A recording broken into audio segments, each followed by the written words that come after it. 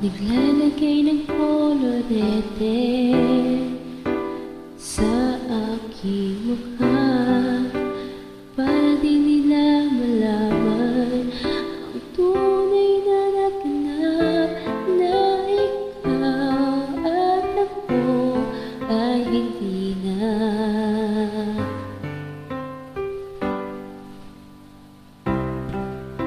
Ininsayo pang mga titig para di halata.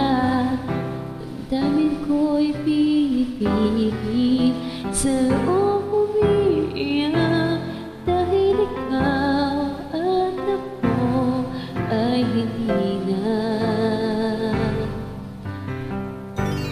At ang hirap magpapanggap pa ba ako na ako'y masaya kahit ang totoo ay talaga.